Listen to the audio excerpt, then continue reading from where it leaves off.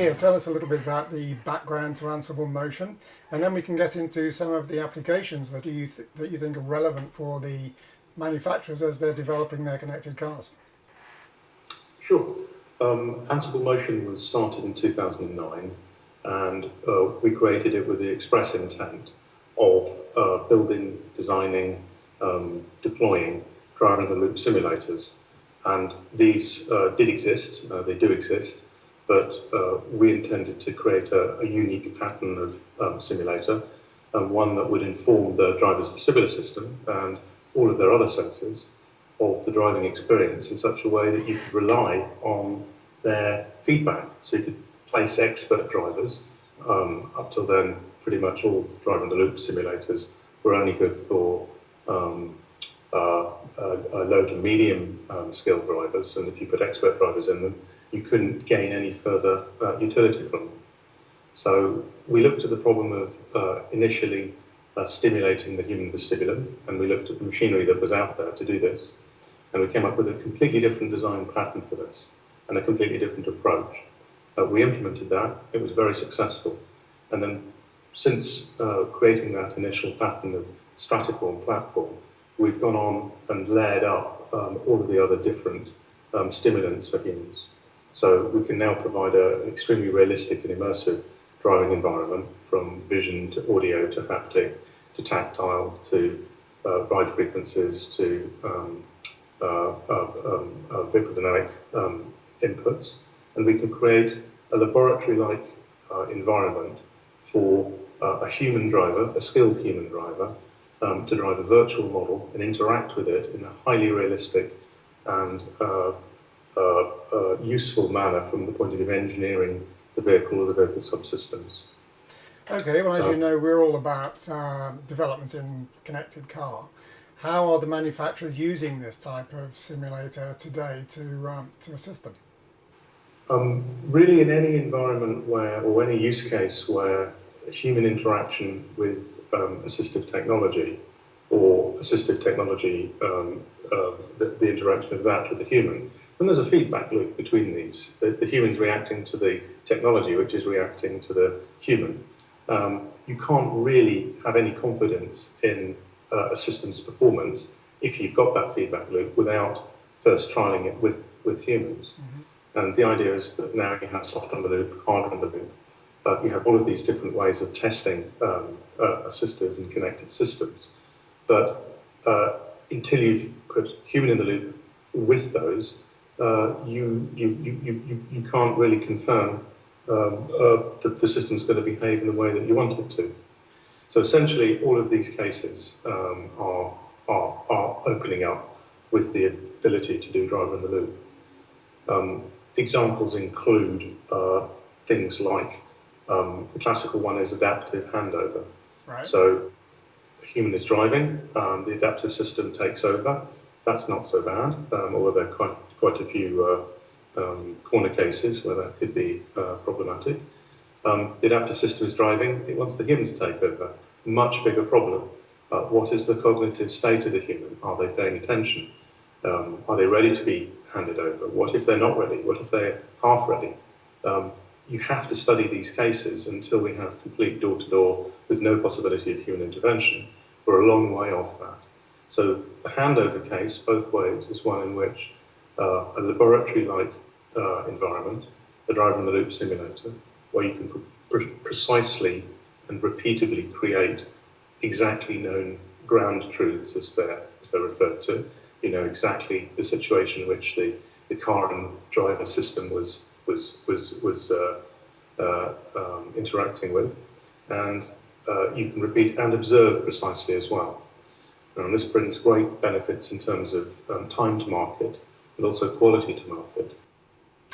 Okay, then, well, would one of your driver-in-the-loop simulators help us or help the manufacturer when they're trying to work out what would happen when a driver would do something different to the assistive driving system? I mean, how do you sort out that mess?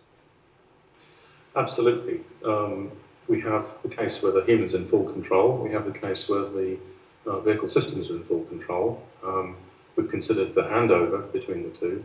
But what happens when the human thinks he or she is in full control, and the assistive system decides to help. It can do so subtly. The human might not even be aware that's happening, or it can do so in a very direct and counterintuitive fashion, perhaps based on a safety case. Now, if it assists the human in a way that is startling or unexpected, how does the human then react?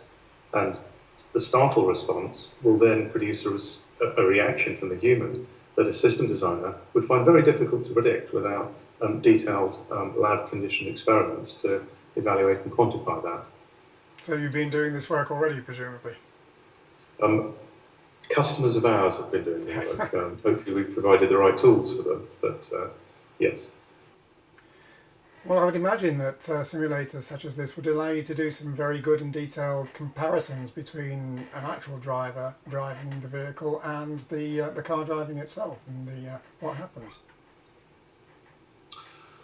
Yes, a driver in the loop system is an ideal place to do that sort of comparative study.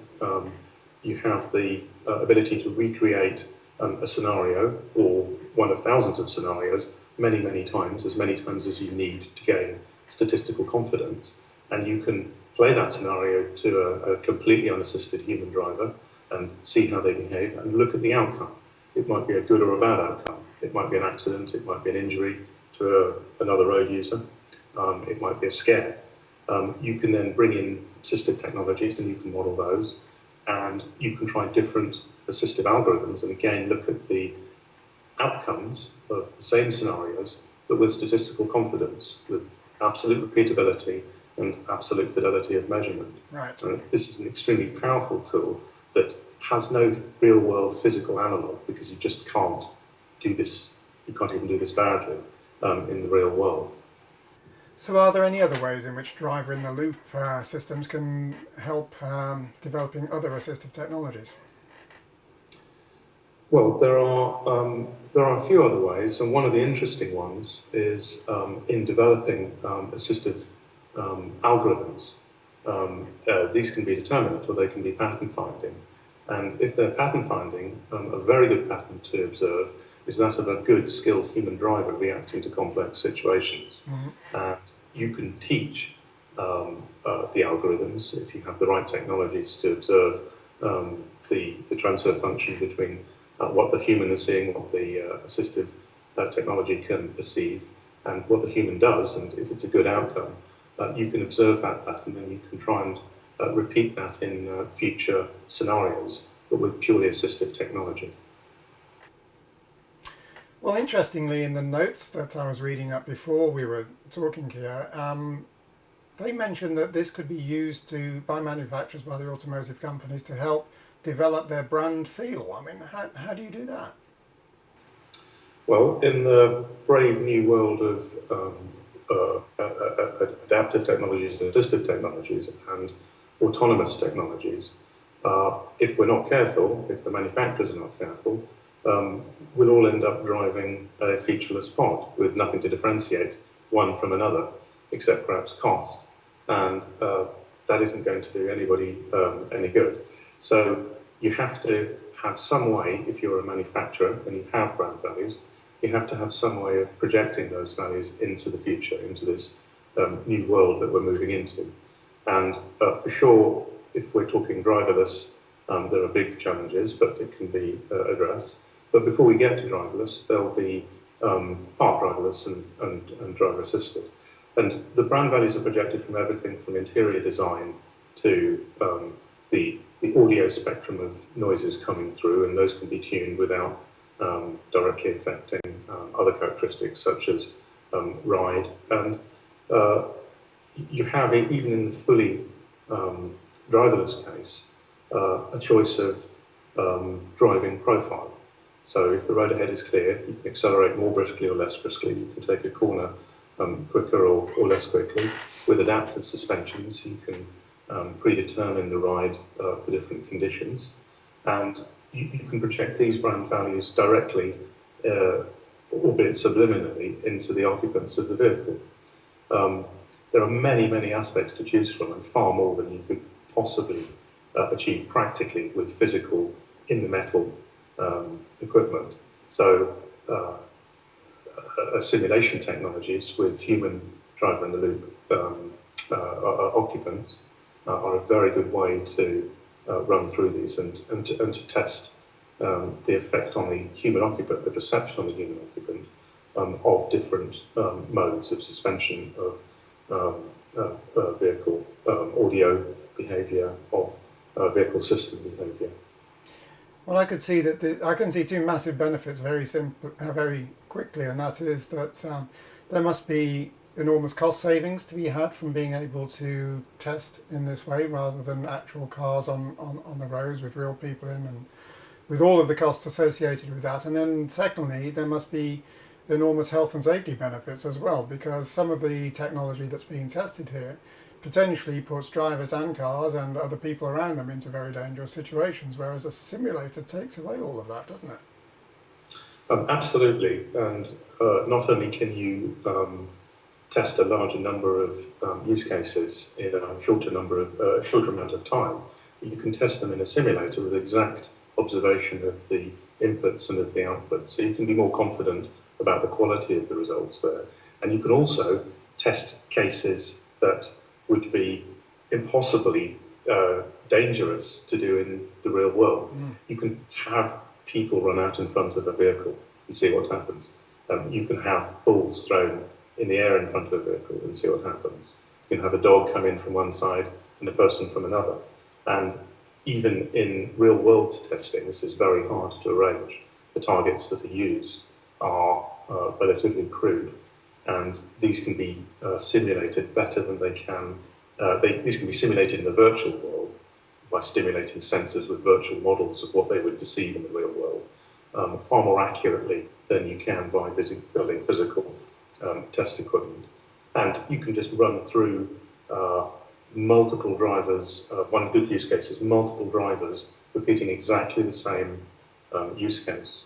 You can't practically arrange that. The time of day may change, the sun position may change, the weather may change, the vehicle itself, if you've got a physical vehicle, might change. But in the simulator, you can arrange to test a whole suite of subjects and get statistically valid results from that. Whereas statistically valid test results are very hard to get from physical testing because of the limitation on the number of experiments that you can practically perform. And that's this. Okay, well, this all sounds marvellous. Is this something that's happening today? Are the major automotives buying into this? Are you seeing good take-up? I think there's a need point in the market for adoption of driver-in-the-loop technologies. The other in-the-loop technologies, hardware-in-the-loop, software-in-the-loop, mechanical hardware-in-the-loop, model-in-the-loop, they've been in common use for decades in some cases. Drive-in-the-loop has been orphaned from these and hasn't played a big part in the development of the more complex car systems, simply because it just wasn't good enough. So the reactions that you tended to get from human subjects, even skilled human subjects, were not the same as you would experience in the real world. So the utility of putting driver in the loop with other in the loop systems was not particularly high. That's changing. The market, the OEMs, the tier one providers perceive now that driver in the loop is a strong technology and one that can be relied on to properly stimulate the cognitive workload of the human subjects and the perceptual loading of the human drivers, and that both the cognitive workload and the perceptual loading that you can get from a good quality driver-in-the-loop system, of which there are still relatively few in the market, is sufficient to inform the driver's response to such an extent that you get very high fidelity responses to subtle interactions between human and assistive technologies. And those subtle interactions were lost before. So to answer the question directly, yes, I think this technology is being taken up increasingly and is gaining very wide recognition. That's fascinating, valuable and very interesting work you're doing there, Kia.